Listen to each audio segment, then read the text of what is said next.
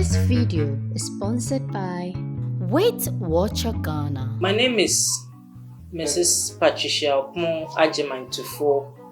I'm an admin officer and a freelance tour guide. So I've had 4 kids in a space of 8 years. But for the first one, I discovered I was pregnant when I just felt very sick. When we got married at first, we decided to wait for the first year, 2 years, have fun and all that. But by the 9th month, I think that's when I got pregnant, and it was so much nausea. I could smell everything in such a pronounced way. I could sit in a sofa and then could smell the foam inside, the leather. I could smell scents that I usually wouldn't pick up. We used to live in a SNET's flat apartment, and if somebody was cooking on the floor or upstairs, I could smell perfumed rice, somebody's food, and it was so bad I would throw up all the time.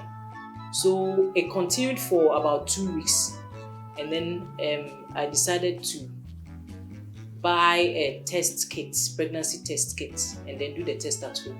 And it came out, the first one, I thought there was a mistake with it. So I tried again, and then it was still positive.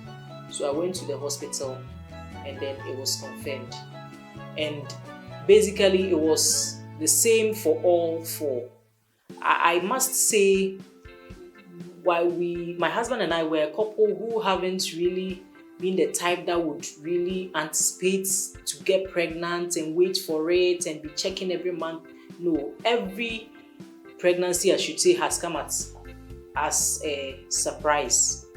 Even though we cherish and love all of those kids, they were not, we didn't really pray for it, and it just happened. And we are happy because we discussed that we wanted a large family. My husband comes from a large family. I am the only child, and when we met, we decided we're going to have a lot of children, and so it's fallen in line with what we discussed initially. Yes, so we are happy. For the second one, it was the same thing. I usually have so much nausea in the first 3 months. The first to about the 3rd month, it's very severe, and then it lightens up a little until around the 4th month, 5th month. It lightens up a little bit, and then getting to the tail end, it comes back again just before I put to bed. I think that it's this last pregnancy that has been a little bit lighter. They say every pregnancy is different, and it is very true. I think I've experienced it in that manner, because the vomiting was very bad for the first. The second, it was also bad, but the 3rd and 4th, I think it reduced a little. So basically, initially I wanted boys, and so when I had the first 2 girls, I was very happy when the 3rd was a boy. And then for the final one, I also expected it to be a boy, but the Lord works in mysterious ways and knows better. I had another girl, so I have 3 girls and a boy, and we are very happy. I mean, if we want to go on, we could go on and on, but for economic reasons, for health reasons, I think we are content for now. It was just life happening to us, basically, because we were married. We had talked about both of us wanting to have children, and so anytime it happened, it was just we were just going with the flow, and it just happened so that the spacing was okay. So it was just life, and it's a beautiful thing.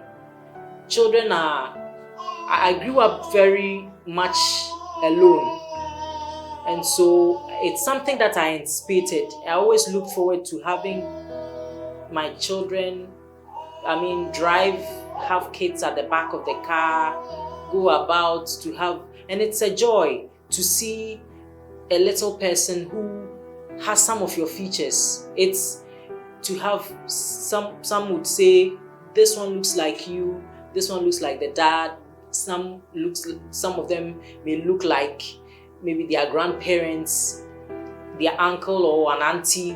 It's a wonderful thing. And to be part of creation, it's an awesome experience I wish for everybody desiring children. And especially it hits close to my heart because, like I said, I grew up very much alone. So today when I go home and it's so loud, it's amazing, and I'm enjoying the whole ride. The first took the longest time, and it was the most painful. The pain was just too much, but I think it has reduced as I've gone on to have more kids. The first one, it started, she's a Thursday born, so the pain started on the Wednesday evening, just before I went to bed. I could just feel I was just uneasy, and then cramps just here and there, so I just thought, well, I could manage. I slept through the pain because it was on and off. It just comes an hour or so, and then it goes back. Maybe an hour, 2 hours, and then it just subsides. So I slept through the night, and then the following morning, when my husband was going to work, he was like, should I take you to the hospital? And then I was like, no. Because before that, like I said, I grew up mostly with my mother, and I didn't grow up in a community where I saw people put to birth and handling small babies. But just a few years before that, I lived with my uncle's wife who had a baby, and on the day of delivery, I saw that when she went to the hospital, she didn't keep long. So when she came back, I asked her why, and she said the pain started a day before, but she didn't let me know until she was ready to give birth. And then she went to the hospital, and it came fast. So when it started for me, I was just thinking, probably this is how it is, so I should just wait it out and see. And I had read a lot. I read a lot of books, Well Woman, and then a few other local books. So I knew that the first one would take long. So I was just trying to time it and see if the interval was short enough, I would go to the hospital. So in the morning, I just still realized it wasn't coming as quickly as I had read. So I decided to wait. And his office was just about 10 minutes drive from where we stayed. So in the afternoon, he came home to come and have lunch. And then at that time, it was so bad, I decided that we should go to the hospital. So we went. And when they checked, they said I was 6 centimeters. So the midwife was like, oh, for a first timer to present at 6 centimeters, I should just wait. We'll be done in 4 hours, and that every 1 hour I would advance another centimeter. So I was there, and the pain was intensifying gradually. And we checked into the hospital around 1 in the afternoon. And by 4 o'clock, she came to check again, and I just advanced by 1 centimeter. So she was like, no, it's as if when I came to the hospital, it has slowed down. So I should walk about. The hospital was a private hospital, so I got out, and then I was walking about, and then they checked again. I was 8 centimeters, and then they took me to the delivery room itself. And then when I got there, it was so bad. At that point, I don't know how to describe it. But it was a good orientation into the whole delivery thing, now that I look back, because they put me on drip, and I was holding the stand, and the delivery room was a little bit, I was the only person there that day. So my husband was there, the doctor came later, there were 2 midwives. So they asked me to pace, walk about. And the pain was, I call it the agony in the garden that day. And I tried to sit down. They say, get up, you sit on the baby's neck. When you lie down, they say, lie on your left. And then anytime I lie on my left, the pain would come at a faster interval. And it was unbearable. At a point, I asked for epidural. They said I had advanced too much. I should just continue like that. And eventually, the baby came around 8 p.m. And it wasn't easy. It took just the grace of God. And the second baby delivery, we went to the hospital around, I woke up midnight around 11. And we went to the hospital. This time, there was one person in the delivery room. So he was made to wait outside. And when they checked me, this time again, they said I was, I think, around 6 centimeters. So the nurse was like, you wait. But just when I got to the hospital, I realized that the interval of the pain was just too fast. So I couldn't lie down. I just got up and decided to go to the washroom that was close to my bed. Immediately I got up and then I just decided to squat a little. I just felt the baby. The head dropped. So I called the midwife and then they came with a delivery mat, guided me to the bed, delivery bed, and then within a few minutes, my second came. So that was quite fast, but I ended up with a very bad tear. And the first one was cut. And the second one, I had a tear, and it was, they had to sew it up, and it was terrible. So bad that, in fact, the gap between my second and my third is 3 years. I really took time before I had the third one because of that experience. And in fact, for my third child, I actually prayed about it. It was a prayer point when I got pregnant with him. I prayed to God that I didn't want to go through that experience. And in fact, the trauma of that second delivery was so bad that anytime I started to pray, I would also cry. The pain, I mean, without any form of anesthesia, it was so bad. And God is a God of miracles. For my third born, when labor started, this time it was in the afternoon, 12 on a Wednesday, 12 midday. That is when I felt the first pain. And the interval was so fast. You go to the hospital at 2 p.m. and by 4, the baby had landed. So my third was very fast. That is when I really had the faith that, in fact, prayer actually works. Because the fear I had of delivery, I only prayed to God that the delivery will be fast because it's very painful. So the shorter it takes, the earlier it will be done with and I'll be free. And it did happen for me. And then the last one, I think that's why I think they say every pregnancy and delivery is different. Every baby is different. But for me, as I've had these kids, I think the delivery period and time has shortened. Because the third, when I went to the hospital and they checked me, I was 10 centimeters dilated already. So they just rushed me to the delivery bed, and then I didn't even push. The third one, I didn't even push. God is that great. So I think my prayers, God was merciful, really unto me. And then the final one, I went to the hospital. The labor pain started around, it was also in the afternoon. No, it was in the morning. The last one, it was in the morning, around 9 a.m. And then we go to the hospital around 10:30. I had her at 12 noon. It was that fast. I got there, I was 8 centimeters.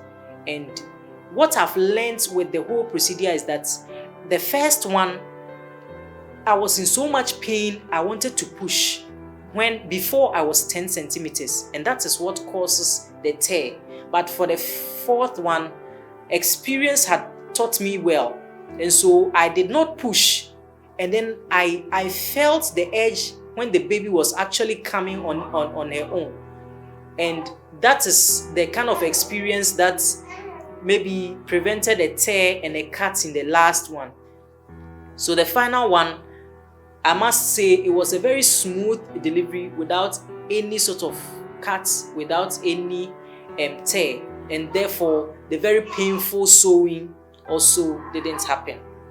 Yes, I don't know, but for me and from my experience, I think the first is usually, it doesn't matter the gender.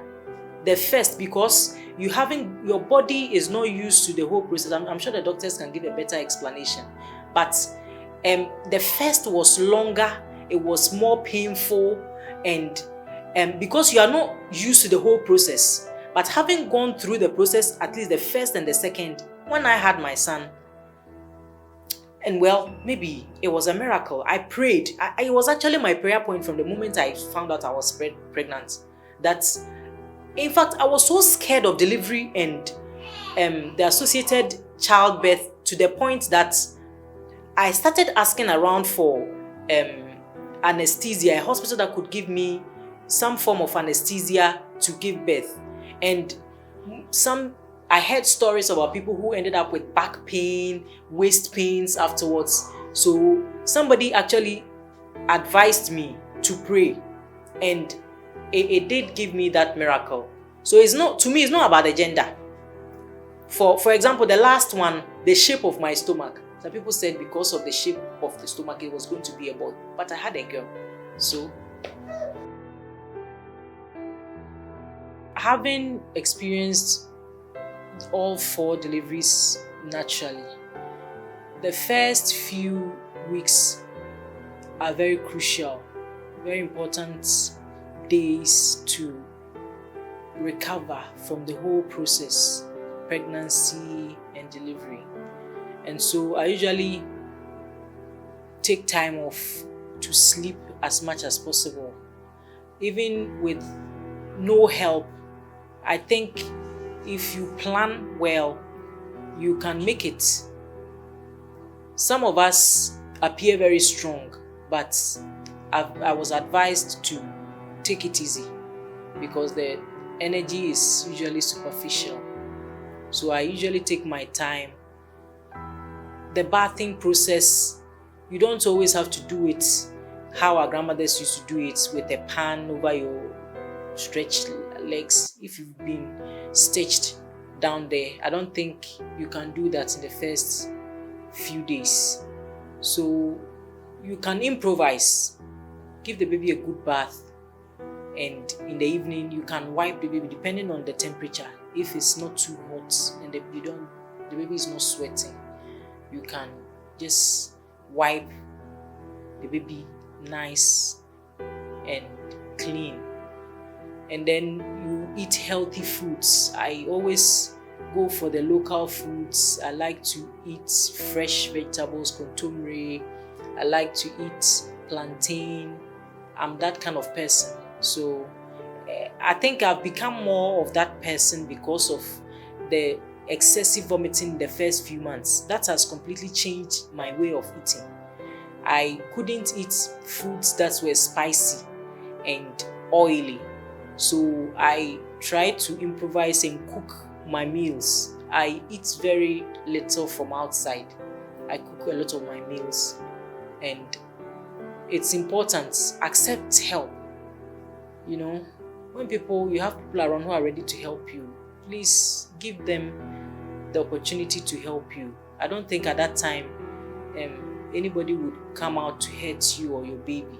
If you put it in your mind, you attract it. So be positive, give life a positive outlook. And that is what I've always done. Try and give yourself the opportunity to heal, so that you can, when the first 3 months, I actually take it easy. give the baby the opportunity to also gain weight. And I've also practiced exclusive breastfeeding for the first few months. The minimum I've done was 4 months, and for the last one, I'm actually doing the full 6 months. It's easier. The babies don't get sick. And the breast milk has every nutrients that the baby needs. And I've tried it and I don't have any regrets. It's much more simple. When you're going somewhere, you don't have to carry so many things. All you need to do is to get the diaper and then the wipes, changing clothes, and you are done. You are going. So I actually did it for the first baby because I knew I didn't have help, and I didn't want to, because it's the policy now, I didn't want to go against it and then present to the hospital the baby, something happening, and then they go like, that is not what we told you to do, and if you've done it, the consequences. So I tried it the first one because that was what I was taught at the hospital, and it served me well over the years, and so I've kept to it. When it's 6 months or when it's close for me to resume 4 months, I then introduce light foods, very light porridge, and then the other fruits, vegetables pureed nicely without any added sugars. And then now that they are growing, during holidays, I try to inculcate a lot of fruits and vegetables. They may not like it. Sometimes I blend it. Sometimes I grate carrots into fruits so that they cannot take it out, and encourage them to eat. When it's school time, I, as much as possible, try to pack their lunch, try and eat a healthy breakfast. Some will, yes, go to waste, but I think the effort is what matters. And then the little that they have, if it's nutritious, I think it's the best. And you have healthy. It's not easy. It's not easy at all. But I think it's worked for me and it's good. I think discipline. As they are growing, you see that they are developing their individual characters. And for me, my husband has been a great pillar, because sometimes they tend to They are trying to play on your emotions, not to do what is convenient for them, but not the right thing. So usually he steps in to offer that kind of fatherly guidance to the right thing. And for us as a couple, we decided that the earlier we set the boundaries for correct behavior and the right way to shape them is in their formative years, as they are coming up, less than 10 years. Because I think it will be much more difficult when they get into their teenage years. So basically, that is what we are trying to do. Yeah, in the pregnancy, usually getting to the 9 months, I usually get very tired. And yes, that's when I really tell myself, please come. I mean, the baby should just come. And usually it doesn't take long. Yeah. But now that they are growing, they can fight. They fight amongst each other. Especially the second and the third. I don't know why, but they like to fight a lot. And then the first and second two, sometimes they fight. But these are all childhood things that I'm sure they will grow out of. So if you are not a very stable person, if they are already having their own play fights, and you need to be firm and fair, because one person comes to report the other person comes to report the other. But it's all part of the joys of motherhood. And then it's an opportunity for you to be fair and firm in administering justice to every situation. Well, I hadn't actually seen an uncircumcised male organ before until I had my son.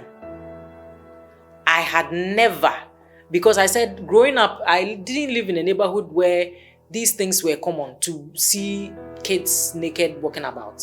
And these days, I think circumcision is so widespread a thing that you hardly find a grown-up boy who hasn't been cut. And so I hadn't seen one before. And when I had my son, those were some of the things that really, it was an amazing experience. And I asked around about the circumcision, and they told me the moment the cord drops off, you should do it. You shouldn't let the baby grow too old, otherwise they will feel the pain the more. And so just about 8 or 9 days after birth, we were ready, and then we went for it. And they told me there were 2 forms, cutting and then using the tube, the ring. So when we went for the ring method, and then they brought the baby to me. I knew that, after the ring, they said, it will just fall off and then it will go. And when they brought the baby to me, I just checked. And yes, it had been cut, and then the ring had been inserted inside in some way. And I was shocked. So the midwife, it was a doctor who did it. He was like, why are you surprised? And I was like, no, when I heard the ring method and then the cutting method, I just thought there was not going to be any cutting involved. And it was like, if there was not going to be cutting, how is the foreskin going to fall off? So I was like, they've just cut the whole thing away. I almost cried that day. And he had cried so much, he was shaking. It wasn't a pleasant experience at all. But it healed fast. I just applied the shea butter, and today he's good.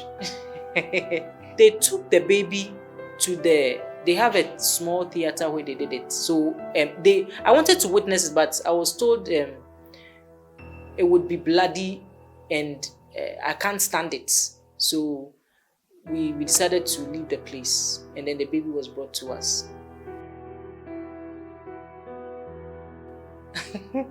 My girls, and then all of them, they are very lively and wonderful kids, if they decide to be anyway.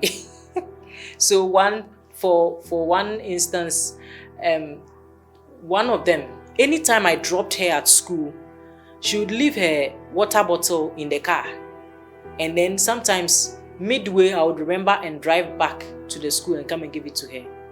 So this went on. In a week, it happened about 3 times. So I was like, well, maybe this girl needs to learn something.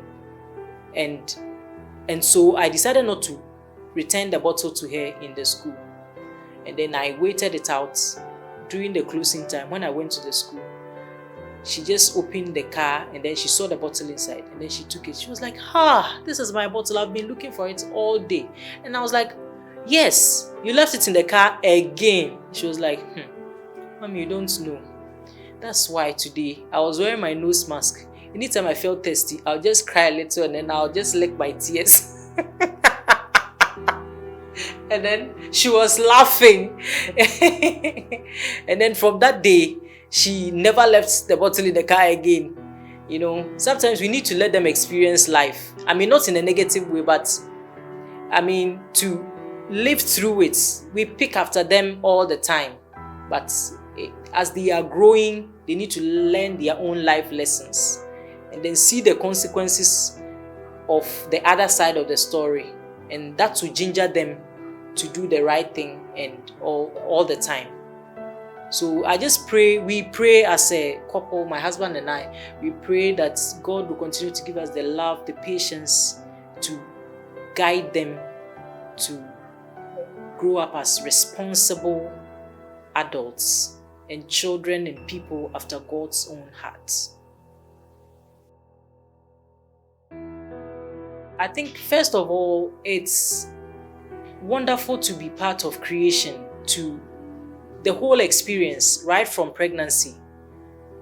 People tease you, make fun of you, but people are generally also very supportive, and they try to give you a break because they think you are tired or you are in pain. And so they try to, for instance, if there's a queue, you enter a banking hall, they try to do it faster for you. Or if you enter a whole banking hall with a baby, they try to tend to you fast. Even when you are driving and you have a baby or you have kids, usually when they stop you, they are much more, they go easy on you a little. And it's nice. I mean, for me, during pregnancy, because you are not in the best of moods all the time, I try to give myself a break. I try to wear clothes that I feel comfortable in. I try to look good for myself, just to uplift my mood.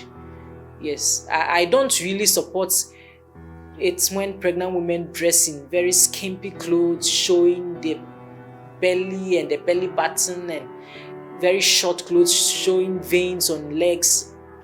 I think you can look elegant and beautiful without showing too much. So I try to wear clothes that I love and will complement the whole pregnancy thing, and it's nice. And when the babies come, it's beautiful. The tiny baby with every feature of a human being, it's a miracle, and it's a nice thing that I wish everybody would experience. Anybody praying for the fruit of the womb, I pray that their prayers are answered. And then to see somebody who looks like you, I mean, when your kids take just a part of you, it's so nice. And then like I said, it's new life, it's a new hope. We look at children and it's a world of possibilities. They can go further than you. They can go places you've never been to. You just pray for them to excel and flourish and grow and achieve their aims and goals, and you can see them enjoy life. I mean, these days you can hear them dance to a popular music, and it just, even if you are sad or you are down, it just changes the whole mood. So those are the things that makes motherhood priceless. And coming from a home where I was most often alone, it's a blessing.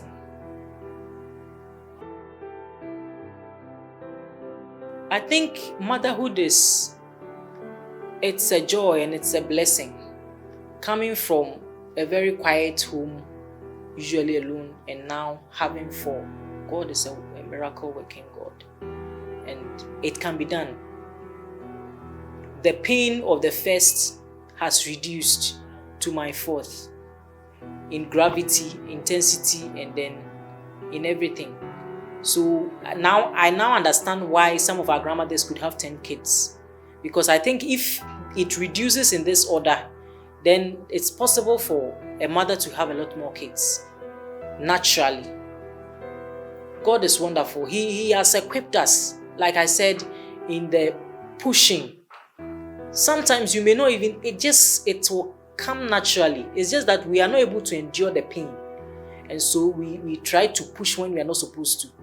And then the whole thing becomes traumatic for us. The tear, the cuts, the pain, the crying is not necessary. It's an endurance. Even breastfeeding can be very painful the first few weeks. You can see a baby without teeth, just the gums, can just slash the nipples in such a painful manner. But you have to look at the baby and what is best for the baby, and sometimes even for yourself, because in the choice of meals, like I said, sometimes the things that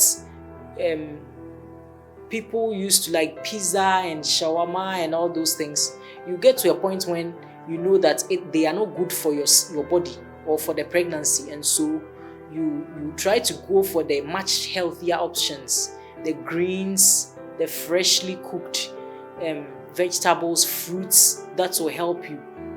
So those are the things that are important. You don't look at the present pain, but the future joy to motivate you along the journey.